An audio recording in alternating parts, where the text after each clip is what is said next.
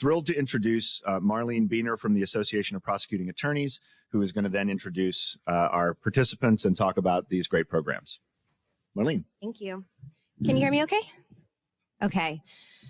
So 3 years ago, the Association of Prosecuting Attorneys partnered with the Yale Justice Collaboratory to bring together a first of its kind pilot in developing procedural justice framework and practices for prosecutors' offices. It was really the first of its kind. There were trainings and other curriculum that were developed for prosecutors, but this was really the first time that we brought to a prosecutor's office a deep dive, holistic assessment into all of their the policies and the practices that those offices have to establish a procedural justice framework specifically for those offices. And as a result of that, we wanted to share with you some of the lessons learned. We were really fortunate to partner with Yale, as well as procedural justice subject matter expert Emily Lagrada to help develop what this pilot plan would look like. And we worked with 3 incredible offices to put this all together. We started out on a county level and worked with Salt Lake County and had a 24-month intensive process where we did this deep dive, did site visits, did listening sessions, worked with their staff, put together victim surveys and staff surveys to get that sort of baseline, and then co-designed and developed recommended practices for their office to adopt and to implement. It then turned out and expanded into 2 additional city sites, St. Paul City Attorney's Office and Columbus City Attorney's Office. And there was an additional overlay of a gun diversion program or gun intervention program with the lens of procedural justice put into that. So we're super fortunate today to be joined by Caroline Nobo from the Yale Justice Collaboratory. She's the executive director at the Justice Collaboratory at Yale Law School, as well as Lindsay Olson, who's the city attorney at the St. Paul City Attorney's Office. Caroline is going to kick us off by talking a little bit about procedural justice practices and lessons learned from this intervention that we put together. And then Lyndsey is going to give us that sort of practical lens into how this all worked in her office. So take it away, Caroline. Thank you. All right, thanks. Hi, everybody. So first of all, I'll say that I am cursed with being one of these people who speak slowly when I'm rambling and fast when I'm trying to say something important. So I will try and hit just the right speed as I go through this. I'm happy to be back in the city of brotherly love. I am actually an alum of Penn. I was a graduate of the criminology program here. So I am usually, when I am talking about this project, the token social scientist in the room, not a lawyer. But I think today, actually, we have a good mix of social scientists and attorneys. So I'm going to talk about legitimacy, which, man, what a time to talk about the legitimacy of legal systems and courts in America. If we ever wondered the importance of having legitimacy in our legal authority, I think we just need to look at our Supreme Court at the moment to remember that if places of legal authority ignore efforts to increase legitimacy or assume legitimacy remains constant over time, that legitimacy will be called into question in ways that are public and can be destructive to people's basic understanding of democracy. Okay, so we're going to talk about some prosecutors' offices, but I want you to really try and live and feel and swim in this theory of legitimacy and what it means to believe that the people in power are making decisions with our best interests in mind and heart. Okay, so one of the first things when we talk about legitimacy and trust, I like to talk about trust in the version of a bank, okay? And that we have a community bank of trust. And when we make a deposit into the bank of trust, we're putting in $1 at a time, okay? So every positive interaction to build trust brings our balance up $1, $2, $3. But when there is an action that is perceived as illegitimate or lacking in trust, you do not lose $1, you lose $30 at a time. So it is an extremely tenuous relationship we have between trust and the community. And we have to be very deliberate in the way we build trust. And if we take it away, how much work it takes to get back there. You heard this a little bit in the opening remarks about the challenge it was to come into a place like New Orleans and try and rebuild trust in a place where it had completely been stripped away over generations. So these are not little challenges. Oh yeah, that's me. There we go. Thanks, Yale branding. Okay, so Marlene laid out the basics of the program, but I just wanted to start by saying something that the crazy thing about working in this world of procedural justice is that the level of intentionality is just like never ending, right? So even when we decided to do this project, we said, listen, really from start to finish, we even want the process of how we select these sites, interview these sites, agree to spend all the time with them to feel like it was transparent and the sites had a voice. So she said, we went through this long selection process. We ended up with the 3 offices. We were looking for offices that had a specific size, structure, a commitment by the electeds, existing investments and related topics. So we didn't want to start with an office that had like never thought about trust and legitimacy, but was sort of on board a little bit. And then make sure that we could replicate it nationally. And then we also looked for offices that had underdeveloped opportunities for interaction and sort of a lack of an existing community or participant feedback mechanism. So I'm going to dig in now, and I want to say that I'm going to take about 20 minutes to explain to you what we spent over a year explaining to these offices. So you're going to try and digest a very complex theory in a way that I've gotten, comfortable boiling down, but then imagine if you had an entire year to try to feel this and practice it and hear it. So, one of the ways that we like to talk about this topic is we ask attorneys, what does justice mean to you? What is justice to you? This is from a live poll we did in 2021. It's a word cloud. There are some funny words here like Cajun, but there are also words we see more often. Transparent, fair, compassionate, community, ethical, respect. 3 of these words, transparent, fair, respect, these are the core tenets of procedural justice and procedural fairness. And I think this word cloud really, it shows the complexity of being an attorney, the thoughtfulness of a line prosecutor, and also the challenge. Because our system, a lot of people say, was designed with words that aren't on here.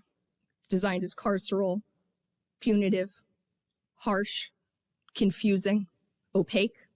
So what is the challenge to be a prosecutor who thinks justice is transparency, fairness, respect in a system that's maybe not designed to always be this way? So justice includes process and outcomes. And this is where we start to think about the theory, okay?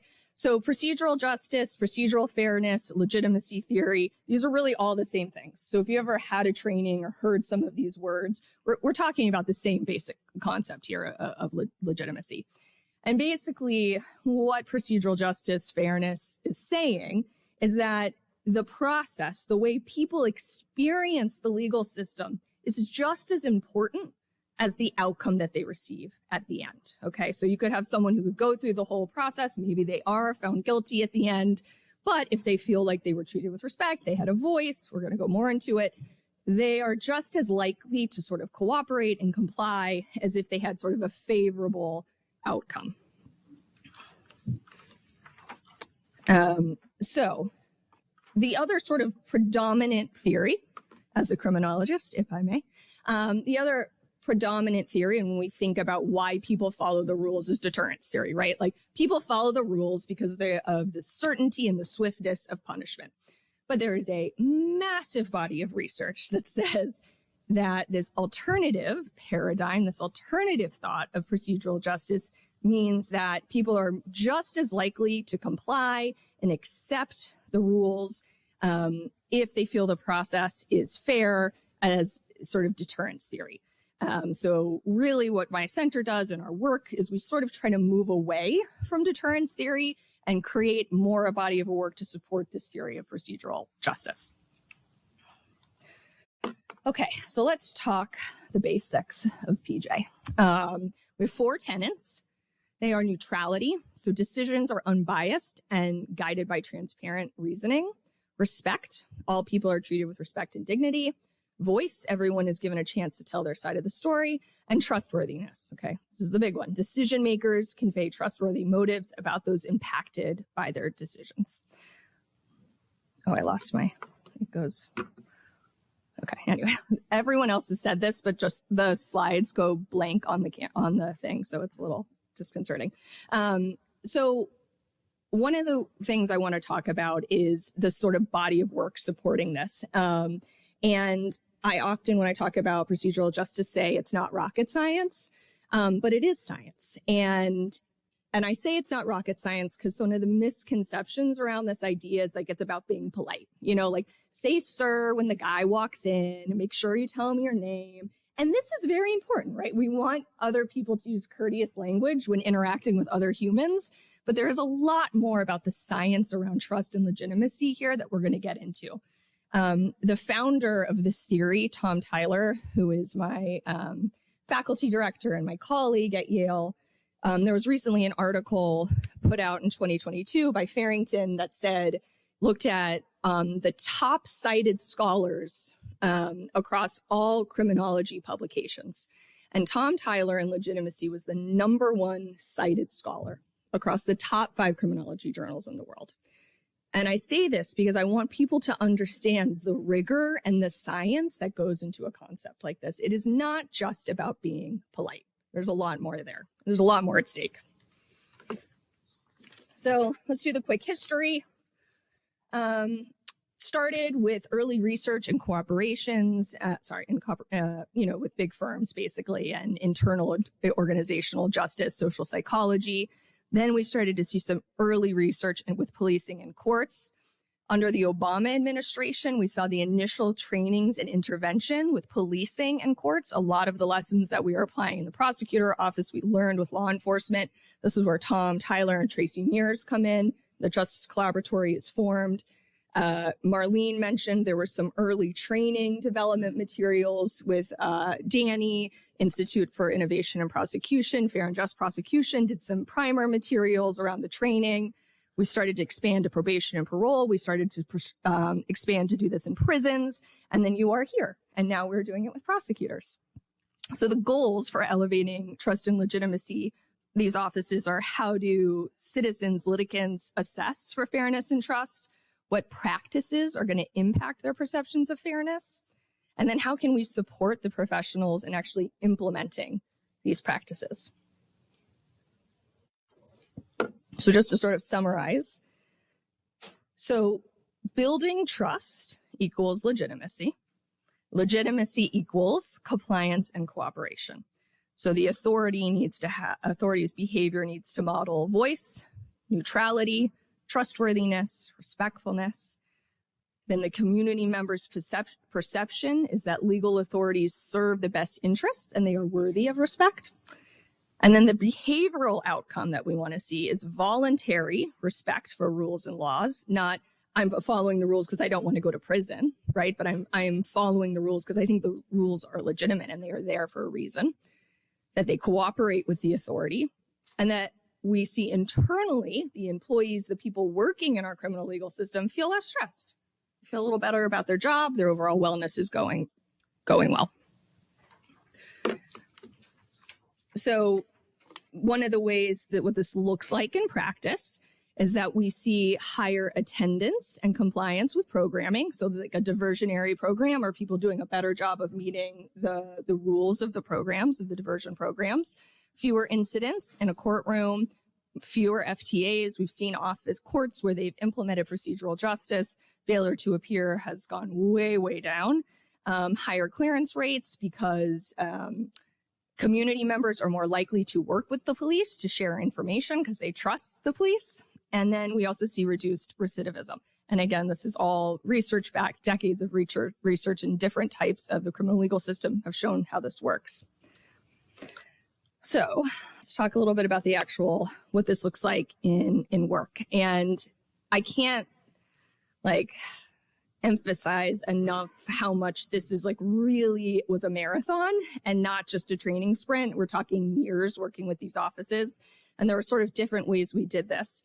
So we did do kind of an acute problem diagnosis where we went into the office and we're like, well, you have a bit of a trust and legitimacy problem because you're not communicating with your victims for 6 months, right? Hypothetical, right? This is an acute problem, right? You're failing in transparency because your victims don't understand what happens from the day they get the first call to the day they show up in court. This is a big procedural justice issue. This is an acute problem. Let's help you fix the acute problem. So that's one part of it.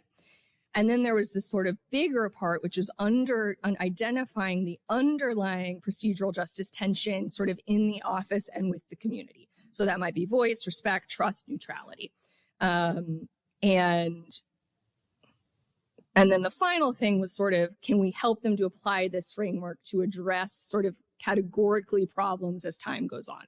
So what we really wanted to do is after we left, gave them tools and recommendations to talk to an office in a year and say, hey, since you left, we're having a little bit of a problem working with so-and-so or an agency or a type of cases, but we decided to really approach this in a really transparent way. And we decided to have a meeting where everyone got to go around and share their perspectives, and we were able to work through the problem. So it's about creating a larger framework, elevating trust and legitimacy framework versus just a training on procedural justice. We really wanted to help them think about how to do things. So the goal is to allow offices to independently solve legitimacy issues, trust issues once the official project is over. And I think we can say that's it really working. We're seeing that in some of the sites that we've finished the majority of programming. This is just a little example, one of the, an early exercise we might do in an office is have them work on drafting or redrafting their mission and goals, because this is a big way that they sort of outwardly communicate to the community what they care about, what they prioritize. This is a picture of a mural. Well, it's like a art glass installation built into the side of the district attorney's office in Salt Lake County. And you literally walk down the street, it's huge, it's beautiful, and it is and you can see there are words here are, truth, equality, justice, transparency. So they're trying to sort of outwardly make it very clear, this is our mission, these are our goals, these are our values. So just an example of one thing we might do to sort of start priming this work. It's very important. This is sort of the soapbox that my teammates have had to listen to me talk about. It's so important to ground legal expertise in this idea of social science theory. And it is sort of still a novel concept that career attorneys, career prosecutors would come to a social scientist and said, let's talk to me about a theory of change and how I do my job as a black letter lawyer, right? It is very novel. And I just want to say, a big shout out to the sites that we've worked with, because it has been an immense amount of work to try and all of a sudden embed social science theory and culture change into an office that is also just a machine that is working all the time, and to have to make this shift. But I want to give an example of one of the reasons why I will give an example of a reason why the theory is so important here in a second. So we also started by doing some internal procedural justice or organizational justice. And we learned this when we did this with the police. So one of the first things we had to do with the police, we would try to just go in and start training them on procedural justice. And they were like, we don't even want to talk about it yet, because we want to talk about all the ways that we are treated like crap by our bosses, and we are treated by crap by the citizens. And we were like, oh God, okay, that's not really the point, but let's hear it. And then we realized that was actually totally the point. They needed to understand the way that they were experiencing these things. Did they feel like they had a voice within the office, within the ranks? Did they feel like they could be treated with respect by their supervisors? And it was very clear that we could not ask someone to do these things if they didn't feel like it was happening to them in their everyday life. So we spent a good part of the project, 6 months to a year almost, just focused on the internal procedural justice among colleagues, among supervisors, among paralegals, and line attorneys. And what we did is we would show them, and we would do surveys basically that would show them that as the internal legitimacy went up, their stress levels were going down across the board between prosecutors, paralegals. So as they started to feel more trust and respect in the office, they started to feel better in their jobs. They started to feel more willing to cooperate with other people in their offices to respond to their leadership. So there's a lot of time spent on internal goals before we even start with like the external stuff. How do you project these things externally?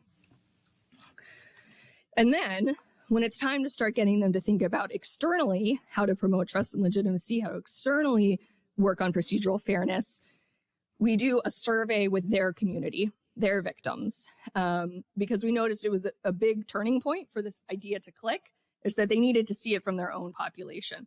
So we went back, interviewed like 1,400 victims, and we asked them questions, measured scales about perceptions of procedural fairness. And across the board, we saw that the biggest predictor of victim satisfaction was not the outcome of the case, but was that were they treated with procedural justice as they interacted with the office? Way more. And you could replicate this pretty much in any office. We have replicated this in any office, which is a big motivator internally when you're trying to create culture change. So like, listen, your own victims are telling you what they want is to be heard. What they want is transparency. Sure, guilty doesn't hurt, but that is not the number one predictor of satisfaction. I'm going to come back to this. Where do I want to go? I want to talk about this again. So one of the reasons we talk about theory is we can see the office is going through the motions. But one of the activities we did in a workshop is we wrote down all of these statements, okay? Statements that were in the affirmative about being a prosecutor and about a prosecutor's office.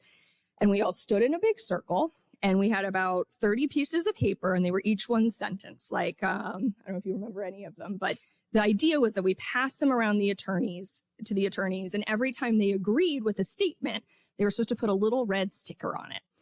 And, it was things like, we are unbiased and we follow the law. And some of them were more changing culture. Some of them said things like, we need the public's trust to do our job.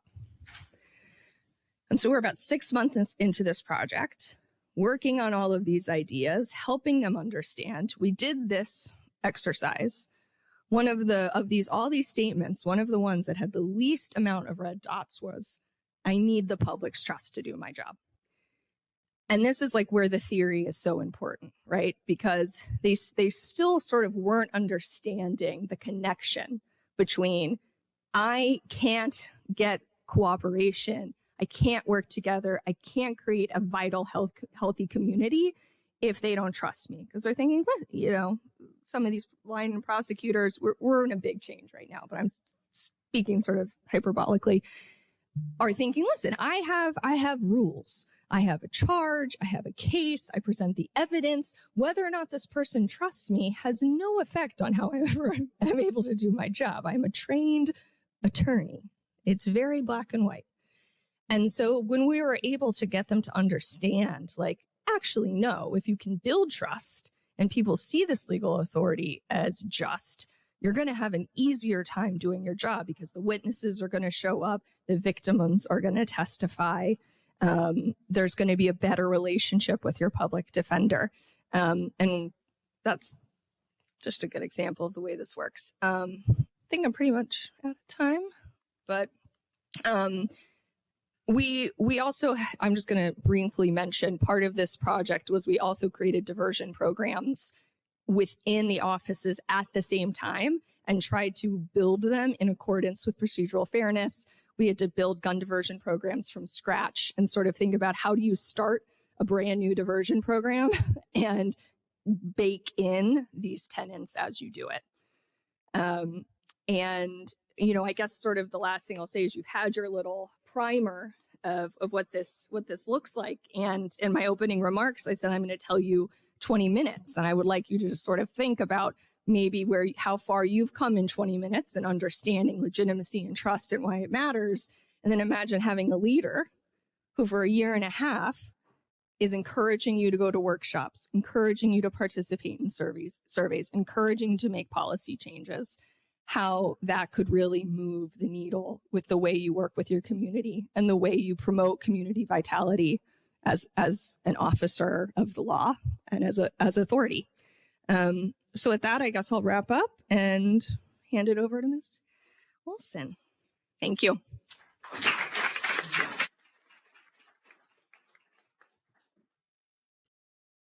Hello, everybody.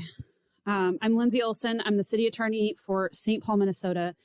And I just want to mention a couple of things about the office so that you can get an understanding of who we are a little bit. I'm an appointed city attorney. I'm not elected, but I'm appointed by the mayor of St. Paul, Melvin Carter. So I've been running that office for the last 5 years. And St. Paul is co-located with Minneapolis, and we are not Minneapolis, FYI. People like to cram us together as the Twin Cities, and we definitely are the Twin Cities, but we're fraternal twins. We're not identical twins. And I will mention a couple of times some things that occurred during the murder of George Floyd and things that occurred in our community after that, but that's obviously not the focus of what we're talking about today. But I a lot of times when I come to somewhere else and they're like, "Oh, you're Minneapolis," and it's like, no. So I just really want to make that clear. We're about 350-ish thousand people in St. Paul proper, but the metro area of St. Paul, Minneapolis, and suburbs is, I think, around 5 million. So. Metropolitan area wise, just to give you an idea of what we're talking about in terms of populations, the office does 10 to 15,000 cases a year. And I have 100 folks in the office. We've grown about 30% in the last 5 years. We've taken on several new programs, and I have about 65 attorneys, and that's office wide. So we have 4 divisions. My newest division is the Office of Neighborhood Safety, which is a non-attorney division that does CVI, GVI, for anyone who knows, anti-gun violence work, community violence intervention, gun violence intervention, which is also an interesting model. So that's kind of what we're talking about when we're looking at our populations and things like that. And the other thing to know is we haven't gotten our results from the APA yet. We've gotten some preliminary results just in conversation. They're basically wrapping up their work. We're doing kind of the formal brief out and, getting the paper in hand kind of results coming up. So, of course, I'm standing up here going, is she talking about us right now? Or, so some of it I haven't heard in full yet. And I will talk about our gun diversion program, which we had begun before we were able to sign on for this project, but working with the Yale Collaboratory and the APA while we were in pilot was amazing, just in terms of, looking at our direction and validating where we're at and what we want to achieve. So with that, I will, get going here. There we are. What I hope all of you will take away, or some of you will take away, is tips from the field or things that we've done to sort of move along a spectrum since we've really been intentionally engaging around procedural justice. And I put my takeaways first because prior to becoming the city attorney, I was active duty JAG officer, and in the military we do bottom line up front. So I want to make sure that we talk through, I have a lot of other slides in here that you guys can stare at your leisure if you want to, if you're interested in the programs and So that's why when Marlene was like, you have a lot of slides. And I was like, well, I just left stuff in there because sometimes when you're in here and you're on information overload, and then later you're like, what was that thing about the program? Then it's there for you. So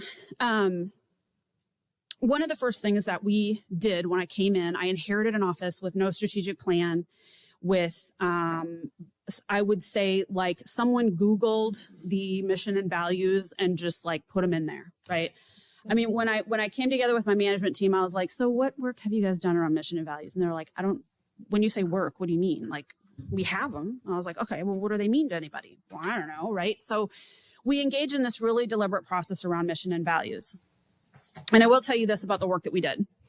I am an appointed city attorney. And so I was appointed by an elected mayor about who is elected by the city, the people of the city, around a set of values and actions that they want those elected leaders to take, right? So when I interviewed with the mayor, he asked me a lot about what I thought about justice, how I planned to do things, what my beliefs were, and to see if they aligned with the things that he thinks are important, having been elected by the people of the community that we live in. And so when I looked at mission and values, I approached this as the work of leadership. And that might not be the right lens for every single type of workplace. There are some places that take a more collaborative approach in terms of bringing in all of the employees and saying, like, what are the mission and values you think we should have, right? And the reason that I didn't do it that way is because the way that we approach it is about we work for the people of the community. And I'm not asking my prosecutor what they think my values should be. I want people in the office to identify with those values and identify with that mission. And on the back end of establishing that, we sat down and had a lot of conversations internally about what this meant and what this means for practice. And it was a real dialogue, lawyer style, right? Like, if you don't agree, I want to know why. And I'm not here to convince you. I don't want to force you into this. If we're moving in a direction that's not comfortable for you, I want you to come and work here, but I don't want you to have a values misalignment. One of my goals for the people that we hire is that they're value aligned, because there's nothing more powerful. I mean, think about the work that you want to do, right? If you have an internal fire burning in you for, like, I'm doing something good for my community, good, I believe in what I'm doing. I can't give that to you, right? That's something that you come with, and you can either be aligned or not. So that's the way that we approach that. We looked a lot at, like, where we were at the time, where we wanted to go. So what are our goals around the people that we're serving in the community? And I mean people that Carolyn was talking about. I mean victims, which prosecutors think most about first, and that's important, really important. But also people that are justice involved, also people that are being charged with crimes. And so I think, we saw a couple of people leave the office, retire. We had some old school folks. And when I say old school folks, I'll talk about myself too, because when I first started in the Army as a prosecutor, several decades ago, I was taught that winning was putting someone in jail. And probably a lot of people in here who have prosecuted for several decades know what I'm talking about, because that was the way that we approach prosecution. And we don't look at it that way now. And I think some people who had that idea and said, hey, look, I've practiced for 35, 40 years that way, and that's what I think is the right way. People have done something wrong. My job is to put them away. That's what I do. And I remember meeting with one particular prosecutor who I was pretty sure was going to retire from the office because it wasn't a values match for him. I said, well, what do you think about all of this? And he said, I'm set in my ways. This is what I do, and I'm too old to do anything else. And he was gone within a year of me coming in. And he still comes to office events and things like that. It wasn't like an angry stomping away. It was just like, it's time for me to move on. And but the vast majority of people stayed and really embraced where we were headed. Not only, I think, because they believe in where we're going, but also you could see with the team that pendulum sort of swinging, right? I wanted them to have the experience that we all have as lawyers to analyze stuff, right? Like, I'm not asking you to blindly accept something. I want you to analyze this, to think about it, to see if it's a match for you, and to accept it on your own terms if that's what you're going to do. And so, and be involved in it as a dialogue. And so it wasn't like we were just putting this to people. They were involved in how, once we had the mission and the values, we said, what are we going to do? How are we going to build this? And so the division set about building, our criminal division set about building the way that we look at how we do our work. And one of the feedback points that we got early on from the bench and some external partners was, we don't know what we're going to get from the city attorney's office, and it'd be helpful if you guys were a little more thoughtful about how you're coming into court. And I spent some time on what that might mean. And we did focus on, we had a long conversation about some of the things that were researched here earlier on the past panel, including policies and how we frame those.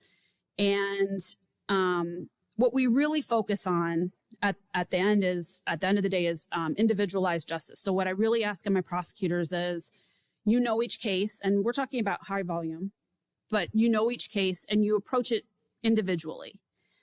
And when I see statistics up here that are talking about like these things went down or these things went up, or, what I wrote down on my notepad was, what is success? Is success really that you got less jail time or more jail time for somebody? No, right? No, because our focus should be on what is happening with this person who's in the system, with the victim, with the person who's being prosecuted, what's good for the community, right? So taking into account these factors within each case. So maybe more time in confinement might be better, might not be. Most times not, in my opinion, but maybe it is. We do misdemeanors and gross misdemeanors, so we're not talking about violent felonies here in this work, but serious misdemeanors, we're talking about DUI, we're talking about domestic violence, we're talking about gun crimes.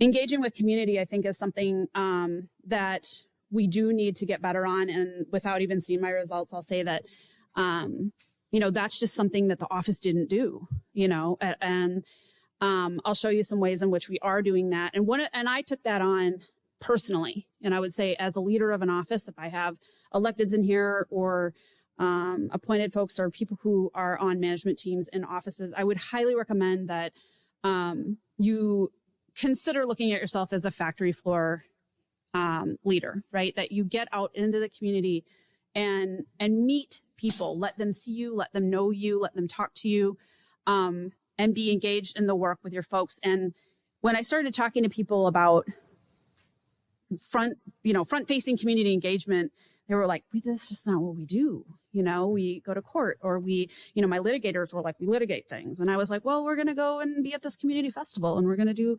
we're going to talk to people about things that aren't, about getting prosecuted, or, about a lawsuit with the city.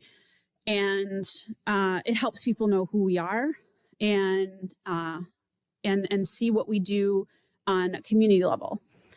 And so we definitely need more feedback mechanisms. And that's one reason I'm so excited about this process and this project. And also engaging with other offices. So one of the things that I've done several times with teams is go and meet with other offices that are doing things that we'd like to adopt very successfully. So before we adopted our ethos process for restorative justice programming, we visited several offices that had, actually that's where I met Emily Lagrada. We went to New York City when she was working for them and met with them and looked at their community court process. And I loved community court, but I knew that our judiciary, our district wasn't going to do that. And so I started looking at what can I control? How can I change? You know, what direction can we take as an office to change things like out of what we control? And that's why we landed on a lot of prosecutor-led diversion, why we landed on a lot of ways that as prosecutors and I as a city attorney could affect what I could do in my small corner of the world to make a big difference out into the community.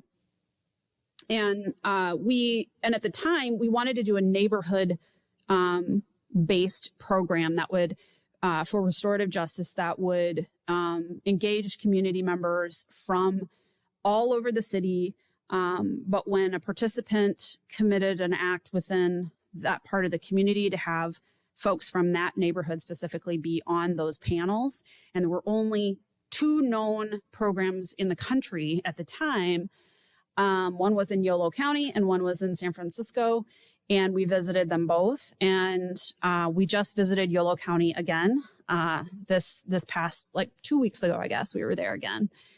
And their program is growing and so is ours. And it was amazing to have that experience and see how they did things, not just hear about it, because I don't know how many of your offices have restorative justice programs. If you don't, I highly recommend it. Just like anything else, it's about how well you do it. But the outcomes are tremendous. And when you talk about what a circle is, it doesn't translate to the experience. The transformation that occurs in a restorative practice there's nothing else like it.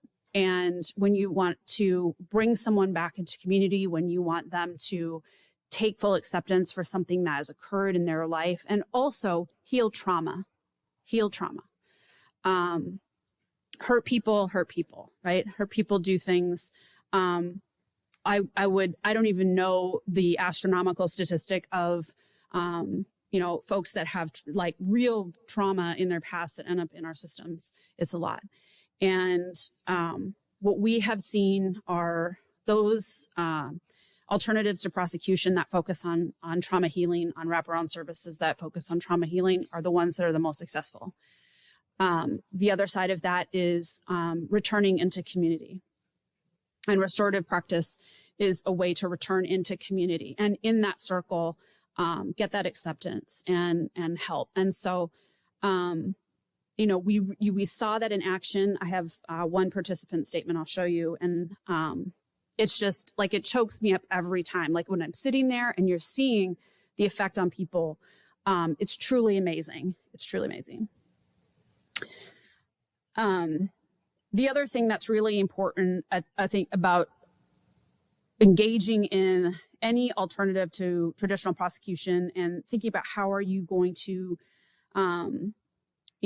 build out a new program that you're probably going to get a lot of flack for from certain corners of your community, is tracking results. How do you track results? And it's easy to build, some type of metric, right? You can sit down in a room and say, here are the metrics we think are important. Well, we definitely have to track recidivism, which I think is true, but it definitely shouldn't be your only metric. And it's really important to be thoughtful about how you're defining what recidivism means. Is recidivism about tracking exactly the type of crime that your diversion program is built around, like DUI or a gun case, or is it about any crime whatsoever? How are you defining success? What exactly does that look like? And that's been one of the strengths of being able to work with Yale and the APA is getting that external feedback about how we're tracking results, what's meaningful, and consistently at interval doing a check on your own learning, on what you're on, allowing yourself to be open to, hey, we didn't get that right. we made a set of assumptions from our corner of the world, from our lens, and we weren't right about certain things. And I think that's super important. When I first met with the team, and they came in and they said, "Hey, you know, I mean, what do you want to make public? I mean, do you want to share everything?" And and I said, "Sure, why not? I mean, well, some offices don't. They kind of don't want people to know." And I was like, "Well, then what's the point, right? I mean, what are we doing here?" And I know that's really scary. It's scary when you're appointed. It's scary when you're elected, because you're like, what if it looks like we're doing stuff wrong? Well, newsflash, right? Our justice system is built on, a white supremacist system that the experience of people in that system has been one where they haven't had good experiences. If we're looking at procedural justice, what is the experience of those people that are coming into that system? We're not convincing them just by saying, "Hey, we think we're doing everything right." And so I think, getting that feedback is really important. And if you're not open to it and not able to bring that out into the community and say, "Here's what we're looking at. Here's what the feedback is. Here's what we're going to work on with you," that's bringing community in as a co-creation is part of that trust and legitimacy.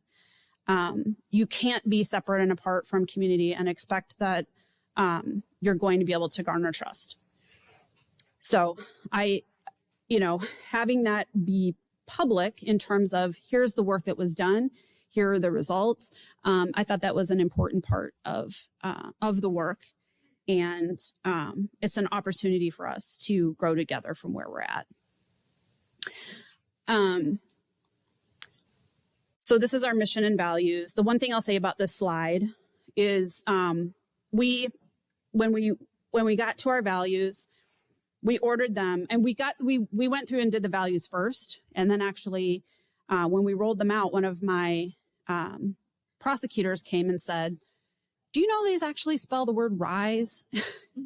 And I was like, I love that so much. So there are RISE values, and that's what we refer to them as all the time. And everybody in the office has really adopted that. And it's a way to talk about our values and also connect with them and connect with the community around those values. And so it's been really fun. So the word RISE, we see it everywhere. We take pictures. This is this is actually not Yale Collaboratory's stuff. This is from another survey that we did. And it shows that people in the office, this is internal. So this is prosecutors and people across the office are very connected to the work that we do. They come to the office for serving the community. They come to the office to do great work that they feel really good about doing. And they know that because of us being out in the community, of us, of what we have online, of the way we do our work, and the reputation that we're building within the legal community and within the community. And so here's some of us out. You can see the Together We Rise. Just walking down the street, we were like, we have to get a photo with this mural. And our shirts that we have a couple different shirts, but this is one of our shirts that says St. Paul City Attorney's Office on the back, and We Rise Together on the front. And we're frequently out in the community. And my team really loves that shirt. I mean, we had a lot of really great feedback from it. And the middle photo is actually us at Drag Story Hour with one of the community security folks. And that's my director of Office of Neighborhood Safety on the left there. So this is just some of the ways that we're out, different ways that we are living our values in the programs that we have in the office. And this is everything from, we're running a program that we just started in collaboration with a local law school that discharges racial covenants within our community. And I'm really excited about doing that. It's something that our folks can participate in directly with the community. We do it for free. And we had the University of Minnesota mapped, they call it a Mapping Prejudice Project. They mapped all the racial covenants in and around the Twin Cities. And so we just began that work. We launched the program about 3 weeks ago, and we have close to 150 applications already. Our goal is to discharge every racial covenant within our city, which is over 2,600. And I won't mention every single one on here. Some of them are about our ethos program, but the other one I want to mention just quickly is about, there's a headline here. You can see me with the mayor there. He's wearing a mask during COVID times. That was about dismissing some of our cases in the riots and the civil unrest that occurred after the murder of George Floyd. And I will tell you that I personally worked really closely with our police department, in specific the unit that was assigned to protests. And we talked about a lot of these concepts, legitimacy, and looking at how they interacted, and they got to know the groups. They got to know the people. We did have arrests. We had some mass arrests. You can see we had some numbers there, particularly after the city was burning, and there were people that did destruction in the community, but there were a lot of people that ended up arrested, not so much by St. Paul police, but Highway Patrol is a big one. And I told them up front, hey, look, if you have folks that are going to sit down and wait to be arrested, we're not going to charge them. And they said, well, we're upset about that because, we had put a lot of work in and all those kinds of things. And I spent a lot of time talking to them about how that's not really the basis that we're going to look at whether we're going to prosecute something. And we let a lot of those cases go because what we wanted to tell the community is, we understand that there's a lot of really important things happening in our community, and we want to allow people to be able to do that in a peaceful way. Sometimes people, the police might need to move you out. If it's a curfew, there's a reason we have that. But the peaceful people aren't really the people that we are worried about. The people that are like, I just want to be arrested because it's important for me to be arrested. Okay, but we're not going to, that's not who we're worried about. We want to prosecute the people who are harming our community. And so we drew a very intentional line about how we evaluated cases, and we looked at every single one of them individually. And that was something that was really helpful for the community. Yeah. Okay. So I'll wrap up. These are some of our websites here, and you can see one of the things that we have on here. I'm going to turn around quick. Is defendant rights and services. One of the things that we received in feedback was from families that were looking for information or regarding, what happened? What do I do when my family member has been arrested? What do I do? How do I find out information? And when I started talking to my prosecutors about that, they were like, well, that's not, why would we put that on there? And I said, because people are looking for it.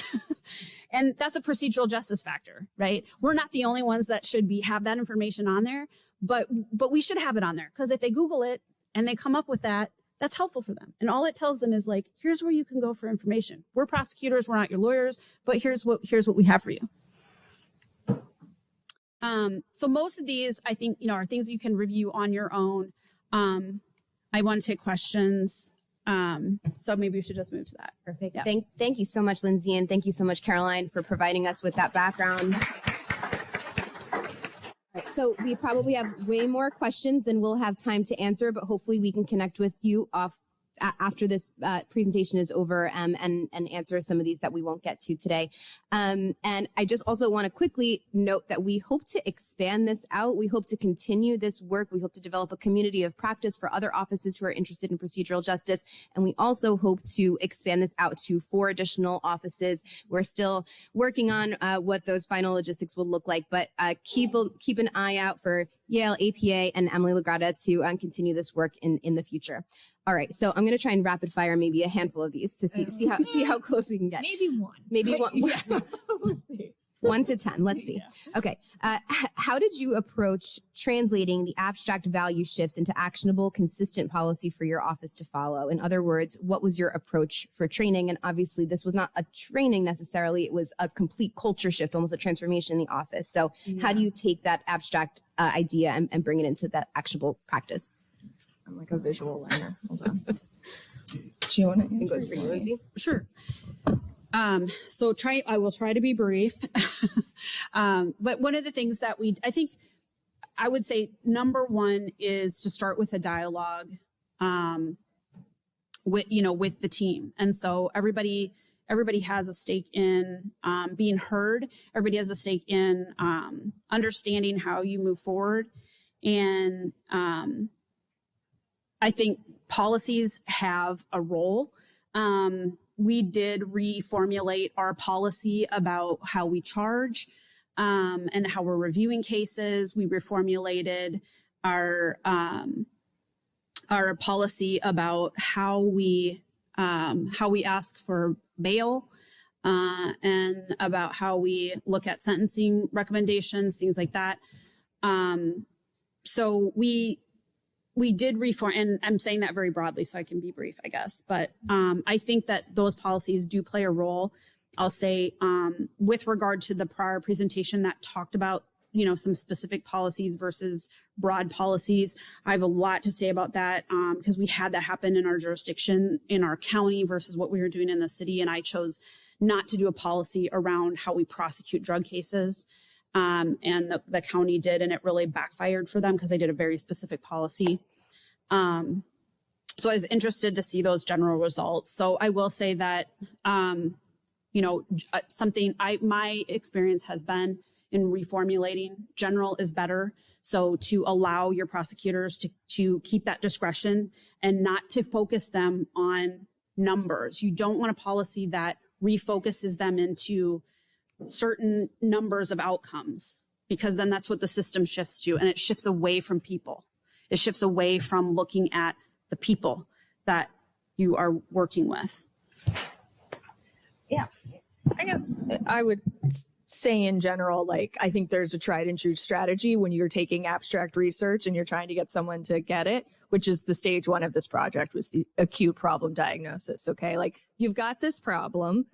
You're hearing it's a problem. You just can't figure out why it's a problem. And then we label it for you. And then we measure the change after we label it for you. We tell you the intervention to make that is rooted in the theory. And then we show you the results. We show you the outcome, but we tweak the outcome to not be something like number of cases, but to be perception of trust, right? Or something like this. So it's, again, it's this not rocket science, it's science thing. You take the abstract, you make it acute, you label it, you change it, and then you show the research that it works. And that's the model we try to follow. I think we're at time, but if you did ask a question, please come find us after. And also our email addresses are here. So please feel free to reach out to us after if you have any questions. We also have a listserv, and if you're interested in being added to that or to the community of practice or to find more information out about procedural justice or our work, please feel free to reach out. Thanks, everyone. Thank you.